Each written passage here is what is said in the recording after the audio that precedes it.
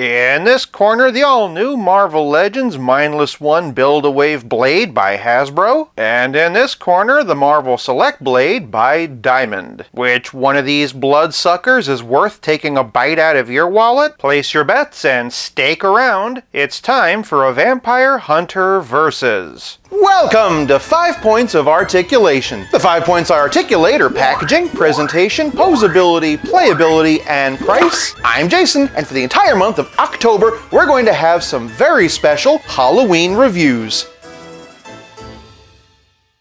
Starting with the packaging, and both blades have been approached very differently. Marvel Select comes on the same gigantic blister card we've been seeing since the beginning. Blade logo here, figure photography on the side instead of the usual comic art, and I guess they must be really proud of that photography because they used it again on the back. He has a bio here, and credit to the artists here. Marvel Legends, however, comes on our old, our beloved, our faithful friend, the return of the window box. Up here we see the same blade logo as Marvel Select. This blade does have comic art on the side, where you can see even more of it on the back. And just like the return of the window box, we also get the return of the bio. The Build-A-Figure for this wave is the Mindless One, and here are all the other figures that you'll need to build him. There's something truly amazing to me about how relatively unchanged Marvel Select boxes are since 2002. But after a year of hemming and hawing about windowless boxes, for packaging, this round goes to Legends. Moving on to presentation, and blade stands at 6 1/4 inches, whereas blade stands at 7 1/4 inches. I'll be up front, I know there's going to be reuse here, but I'm not entirely sure just how much. Based on my research, the torso comes from the Man-Thing wave blade, but I'm not sure about the rest. Because the legs are pinless, I want to say that they're new, and they very well might be. That said, the arms have pins, which make me think that they are reuse, but if so, I don't know from what. As for the coat, well, it's new to me. Lots of nice detail in there for the paneling and the belts and all the different folds. And again, even if the lower torso is reused, the belt's great, and there's also all sorts of great pouches and straps and padding on the legs. I also like all the laces on the boots. Another thing that makes me think that the arms might be reused is that they are slightly big for this body. Just look at the proportions of the forearm compared to the hand. Is he Blade or Popeye?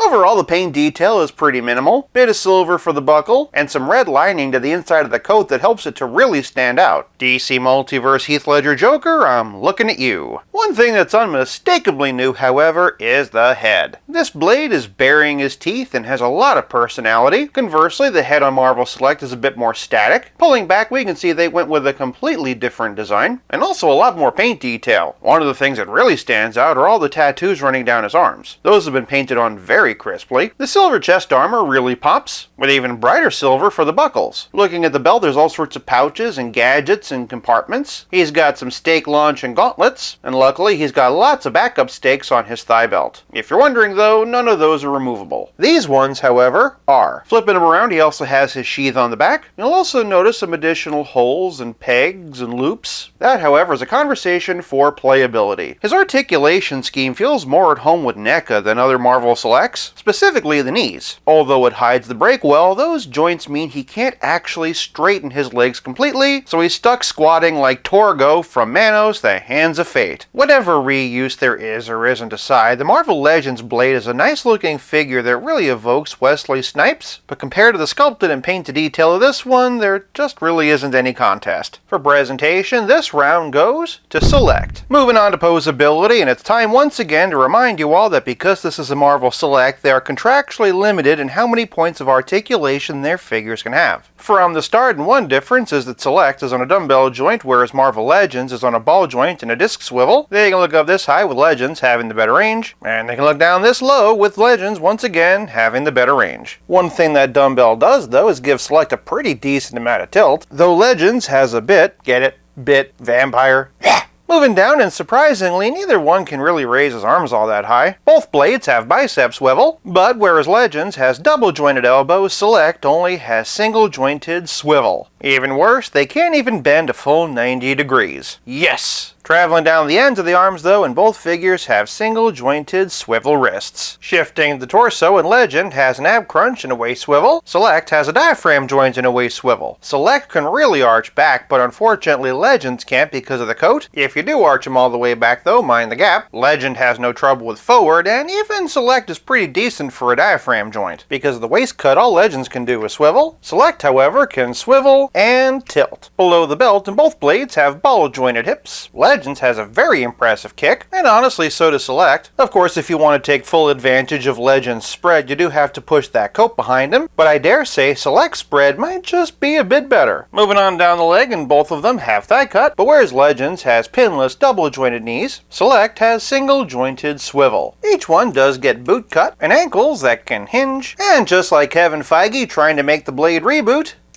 pivot. Given their contractual limitations, I think the Diamond's done a lot with a little, but when it comes to posability, it's hard to compete with Legends. Moving on to playability, and what would a vampire hunter be without his arsenal? First things first, and starting with Legends, he has a couple of alternate accessory holding hands. This is to accommodate a couple of good old-fashioned wooden stakes, a couple of these swirly boomerang looking numbers, and of course, his sword. When not slicing and dicing through the undead, it fits comfortably in the sheath on his back. Being part of a Build-A-Figure wave, this blade comes with the head of the Mindless One, big red chunk of plastic inside that head. That's for this bright red eyepiece. It also includes this energy effect, which just kinda sticks in there. What Marvel Select lacks in a Build-A-Figure piece, he more than makes up for with Nosferatu fighting artillery. First things first, let me just say he does have alternate hands, but they seem identical to the ones that I already have on him. Not sure if he's supposed to come with fists and this is a mistake, or there are just differences I'm not seeing, but it's worth pointing out. As it is his namesake, of course he comes with a sword. Really nice, unique hilt design on that one, and once again it slides in the back. That's not the only blade this blade comes with. This is a very menacing knife with an even more menacing handle, and once again, it has a storage spot of its very own. Snug as a bug. If that wasn't enough, Blade comes with not one, but two guns. So anyway, I started blasting. And does he have storage spots for them? Oh, you betcha. Another neat weapon is this combination stake and nightstick. I guess you could call it a creature of the nightstick. That slides into here. He also has this box thing, and I'm gonna level with you. I've got no idea what this is for, but hey, it plugs into the back of his thigh, so there's that. Lastly, remember the swirly boomerang? Well, this blade has one too, but this one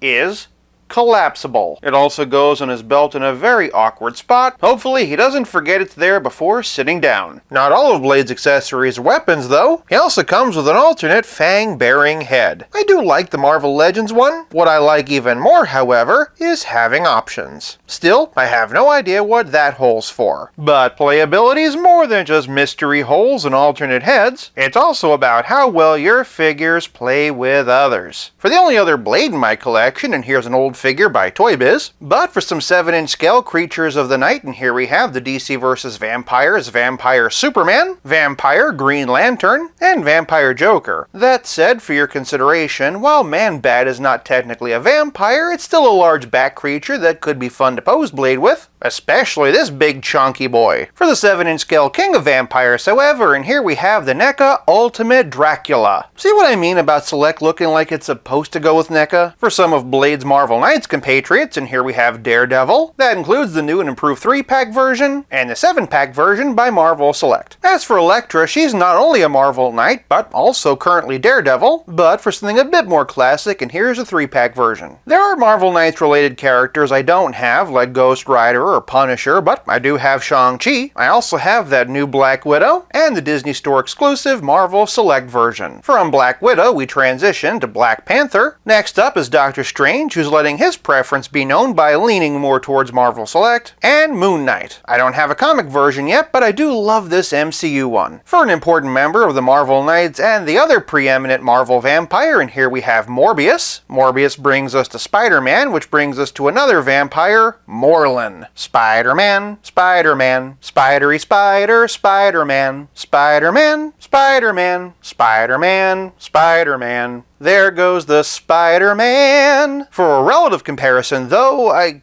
guess we kind of already did this. But as always, here they are with Stealth Iron Man. Hey, Pavarotti, don't quit your day job. Given just how little has been coming with Marvel Legends lately, I think that this one is pretty well packed, but the number and variety of accessories on this figure, plus the ability to store them on him, really slayed me. For playability, this round goes to Select. This leaves us with nothing left to discuss but the price, and the bloodbath is tied. For whatever reason, the Mindless One wave is an online exclusive and retails for $24.99, and honestly, Blade feels more worth it than most Marvel Legends have in a while. On the other hand, Marvel Select is $30, but is a larger figure and does come with several more accessories. By contrast, look at how little you get for the same $30 from McFarlane. Legends is a great figure and a welcome update to our collection, but this Blade simply has more bite. For price, this round goes to Select, who wins the battle 3-2.